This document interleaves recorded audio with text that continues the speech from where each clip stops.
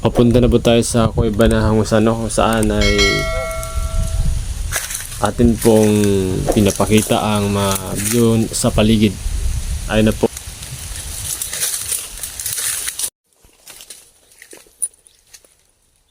Pare,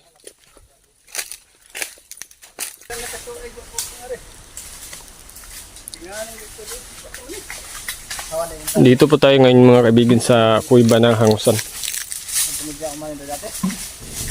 Papunta na po tayo, no? Kasama po natin ngayon si Tio Samuel at saka si Alfred at saka yung isang bata.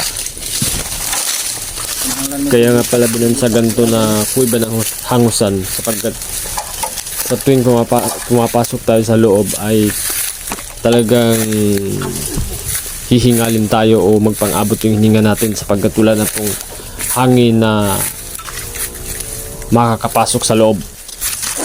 Kaya nga bihira lang ang pumapasok rito maliban lang sa mga albularyo. Pero ako bilang isang explorer ay talagang susubukan natin. Natin kung totoo ba talaga yung sinasabi nila na magpang-abot yung hininga ng isang tao kapag pumapasok dyan sa lalim sa kuweba na yan. Di ba yung upat ni Kabuk Hangusan Resporo, no? Upat. Halika guys, ituturo ko kayo sa isang hangusan dito sa Puro. Bale, apat to sila. Ito ang unahin natin, itong isang hangusan. Kaya pinangalanan itong hangusan kasi pag nandun ka na sa bunganga ng tunnel, limang hakbang mo, hihingalin ka na. Hindi ka na magkakahinga. Bitin na ang paghinga mo, kaya tara, samahan mo ito. Samahan mo. Ito nga pala ang kuweba na to ay nasa gitna pala to ng creek o maliit na sapa. Sa nakikita po natin nung dalawang kuweba pala to, may pakaliwa, may papunta sa kanan. Kung saan ang pakaliwa rin nito ay papuntang Litero to mga kaibigan, at itong isa na nasa kanan ay papunta sa Bito, yung parang underground river. Sa lahat.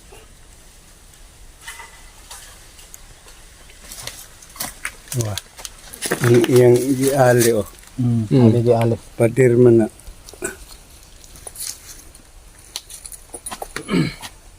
Okay ho, nandito po tayo mga kaibigan sa kuweba ng binansagan na Hangusan.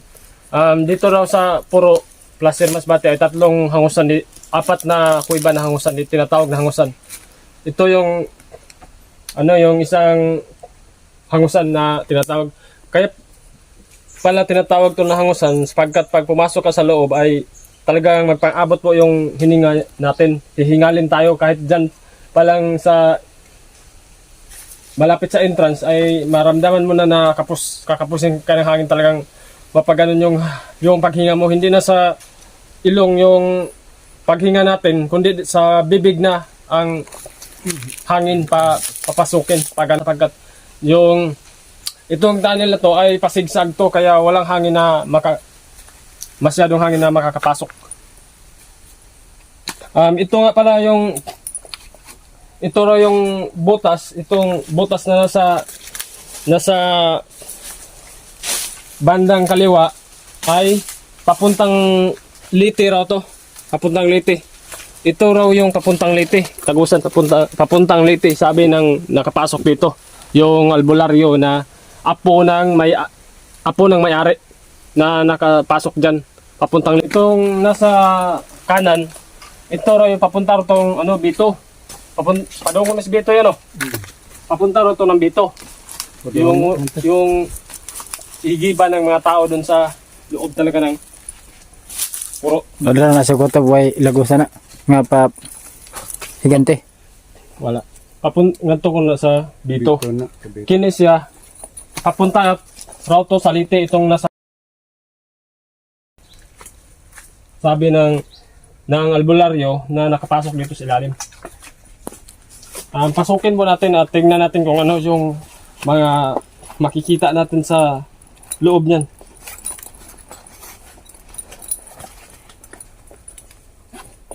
May dala po tayong flashlight. Ito yung yan natin.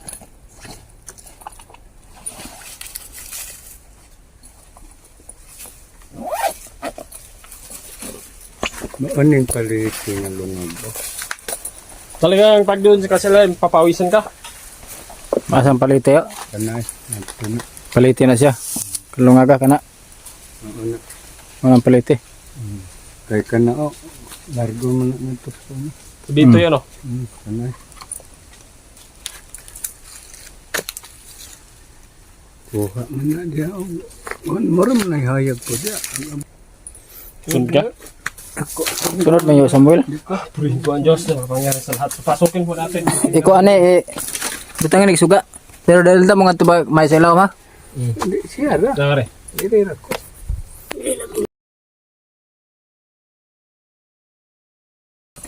Ano kung hindi ako baba. Mo din yung kitabon oh. Kanay luwak rin mo. Purihin po ang Diyos na mapangyari sa lahat. Pasok na po tayo.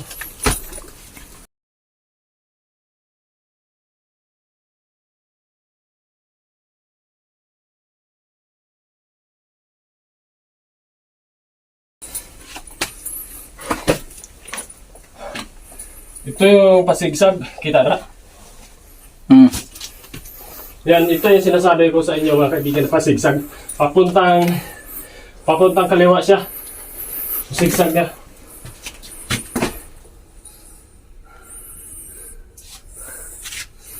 Dito pala nairamdam na natin na pagpanghininga natin ay magpang-abot na. Kaya nga pala, binansagan to na kuweba na hangusan o kuweba na humihingal ka pag papasok ka dito. Dahil walang hangin.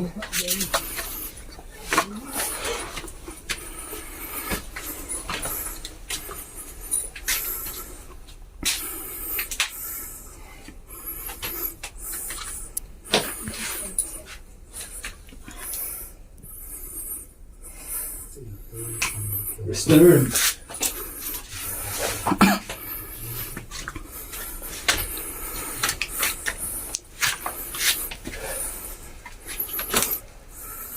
Yan, ito yung pasigsag. Pasigsag sa papuntang kaliwa. Tapos straight naman siya. Kaya hangin hindi makapasok kasi pasigsag ang kanyang kabutas.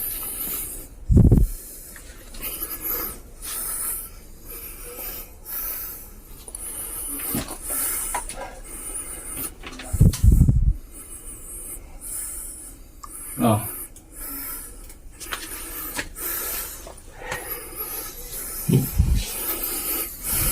Lahaan na gani. Grabe ito, video tayo. Yan, tara mo sa. Yan sa naman.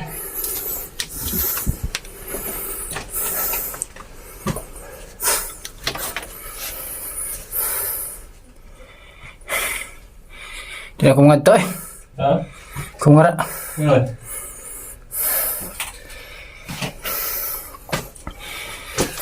Ginawa ka? Lisod. Balik na. Ispat.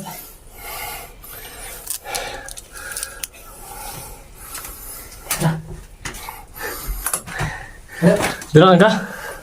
Iko.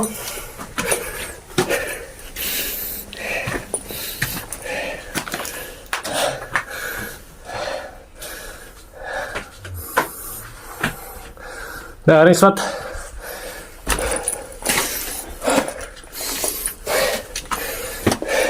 Nagdugay ka lang usa. Balik tayo. Dito pa lang ho ay ramdam na natin ang ating paghinga nakapos dahil wala pong masyadong hangin. Kung saan ay hihingalin po tayo at nasa bunganga na po natin dumadaan ng hangin. Kaya nga pala binansagan tong kuweba na to na hangusan o kuweba ng hingalan sa Tagalog pa ho mga kaibigan. hindi nga pala basta-basta ang pumasok dito. Kung sabi nga ng albularyo, kung hindi ka albularyo ay hindi ka makakapasok dito. Pero tayo ay sinubukan lang natin dahil alam naman natin na may tiwala tayo sa Diyos. Siya po ang magbibigay ng lakas sa atin upang makayanan po natin doon banda sa ilalim. Mag-isa lang po tayo dito sa ilalim no, sapagkat bumalik na po yung isang kasama natin at saka yung dalawa ay hindi po pumasok dahil ayaw po nilang pumasok rito sapagkat mahirap raw dito sa ilalim. Pero tayo ay talagang pinakita ko talaga sa inyo kung ano pa yung sitwasyon dito kapag kayo mismo ang makakapasok dito sa ilalim o makapunta dito sa lugar na to at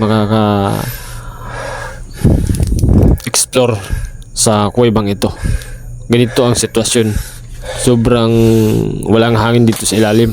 At saka yung pawis mo ay talagang mababasa yung gamit mo sa sobrang pawis.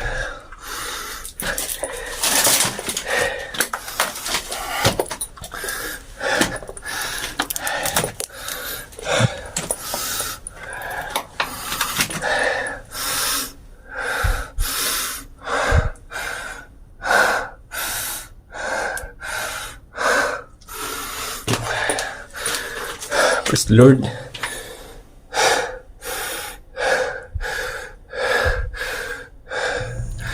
Kapos po talaga sa hangin dito sa ilalim no, kaya ganito yung estilo ng paghinga natin.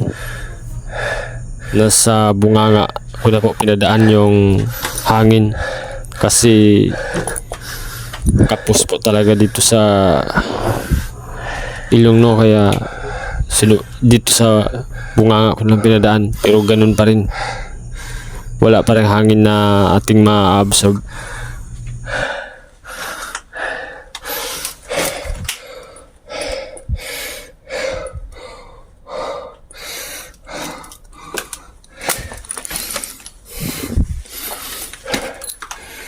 Purihin ka, Diyos. Diyos ka, Tuhan. Sana po ay magustuhan niyo po ang video na to at i-follow niyo po yung channel na to sapagkat marami pa po tayo mga tunnel dito sa lugar na to na ating i-explore at pasukin at ipapakita ko po sa inyo dahil alam po natin na bihira lang po to. Makikita natin ang itsura ng kuweba sa ilalim sapagkat ang iba takot din kasi pumupunta sa ilalim ng kuweba. At ngayon ay inyo pong masasaksihan kung ano po yung mga tanawin ng mga kuweba dito sa lugar na to.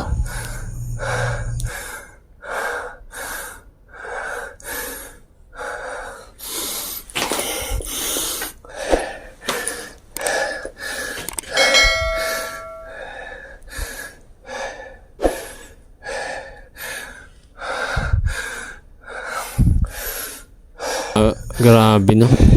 Dinig nyo naman po na nagpang-abot na po talaga yung hininga ko. Ganito po talaga yung sitwasyon sa ilalim no, kahit kayo pag kayo mismo makakapasok rito ay talagang ganito rin yung maramdaman nyo na Napakapangyarihan sa na lahat. walang hangin kayong malalanghap.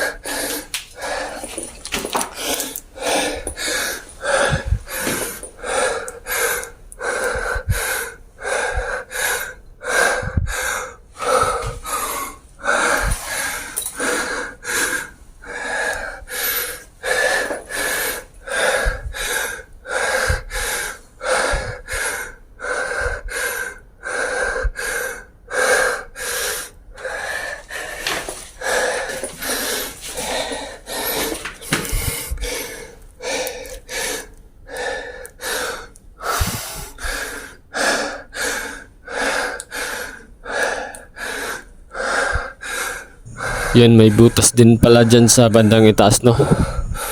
Ang bandang ibaba po nito ay sa right side ay meron pong tubig na ating makikita, na kung saan meron pong parang pawikan raw na bato na nakaturo sa tubig.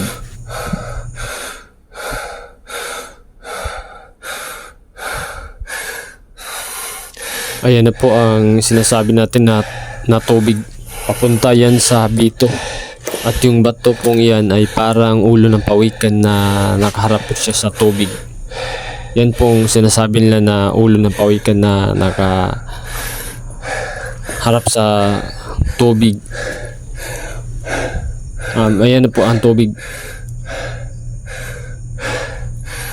Dito ay napakahirap na ng paghinga natin. Balik na lang po tayo, no, sapagkat nakikita natin dito, at huwag na lang po tayo magpatuloy pa sa bandang unahan sapagkat medyo delikado na po sa loob at hindi po natin ito kabisado dahil meron na pong tubig at medyo hirap na rin tayo sa paghinga, no? Talagang hinihingal na po tayo. Salamat nga pala sa inyong panonood sa video ito, at sana po ay mag-follow po kayo sa ating channel dahil marami pa ho tayong i-upload na mga hindi pangkaraniwan na tanawin na ating makikita dito sa labas, no?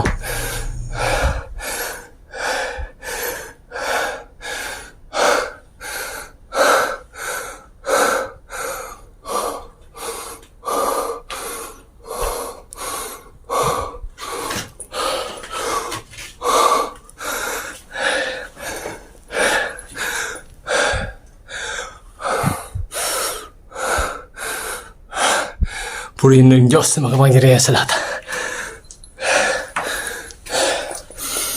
Praise the Lord for Jesus.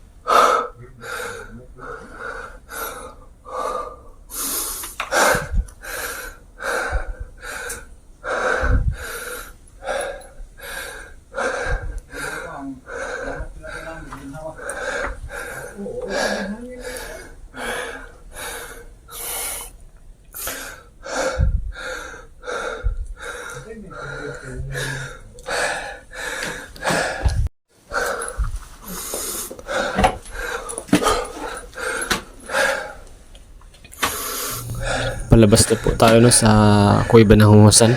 At least na kita nyo po kung ano po yung mga tanawin sa loob, at nasaksyan nyo po yung sitwasyon dito sa tunnel na to kapag kayo ay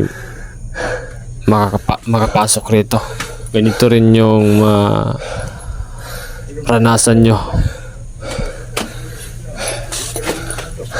Balik na po tayo sa entrance, no, sapagkat hinintay na po tayo ng ating mga kasamahan dun sa labas na naghihintay.